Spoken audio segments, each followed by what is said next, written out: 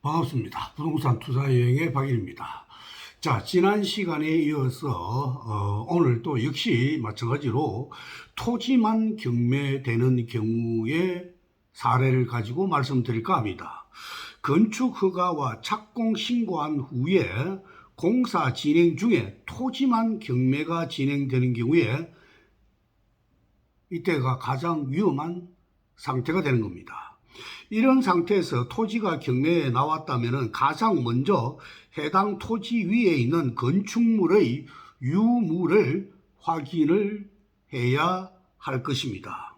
건축물이 존재한다면 이것은 바로 법정지상권의 성립 유무로 나누어 있기 때문에 법정지상권이 성립한다면 지료를 청구하는 식으로 민법상의 접근을 취하면 됩니다.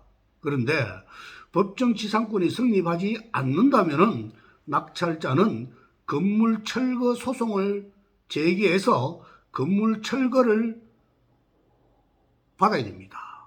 이에 성소를 해도 건축물 철거를 하더라도 기존 건축주가 받은 인허가 문제가 또 역시 남아 있기 때문에 이것이 문제가 되는 겁니다. 이 말이 뭐냐면은 한 필지의 두 개의 중복 인허가를 내주지 않는다라는 규정 때문인 것입니다.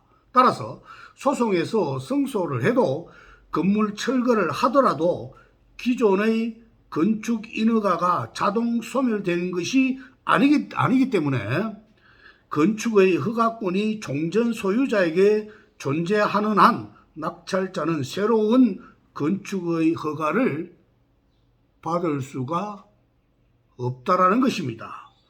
또 다음으로는 토지 위에 건축물이 없는 경우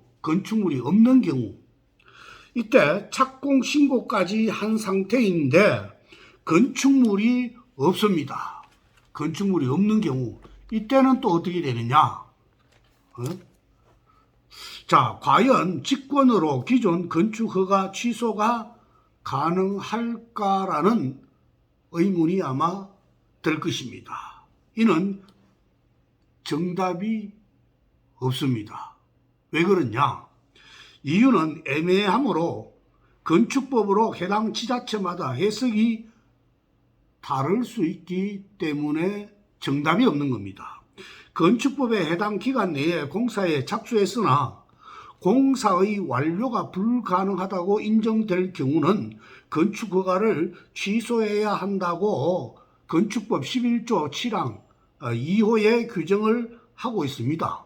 그런데 이에 공사 완료가 불가능하다고 인정하는 범위라든가 상황 등에 대한 객관적인 언급이 없기 때문에 담당자의 재량에 맡기고 있기 때문에 정답이 없다라는 것입니다. 예를 들어서 지자체 담당자가 이에 경험이 많으면은 청문 절차를 거쳐서 직권 취소를 해주면은 문제가 없겠죠.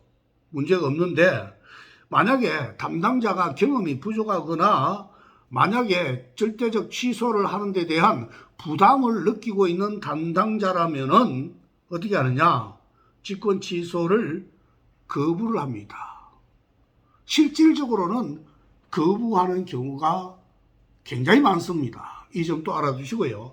이럴 경우에 해당 구청을 상대로 행정소송을 제기해야 하는 수밖에 없습니다. 그러면은 행정소송을 하게 되면은 짧게는 1년, 길게는 2년 걸리는 소송 기간 동안 건축행위는 아예 하지도 못하고 어떠한 행위도 할 수 없기 때문에 어떻게 하느냐? 자금은 묶이게 되고 대출 이자는 계속 나가고 소송 등으로 인해서 고통은 받고 한마디로 지옥이죠. 따라서 자, 건축 허가와 착공 신고는 되었는데 건축물이 없는 토지가 경매로 나오면은 반드시 입찰 전에 지방자치단체에 해당 건축허가 취소가 가능한지 여부를 미리 미리 확인한 후에 입찰에 참여를 해야 한다라는 점 꼭 기억을 해 주시고 접근하시기 바랍니다. 자, 수고 많았습니다. 좋아요와 구독 부탁드리겠습니다.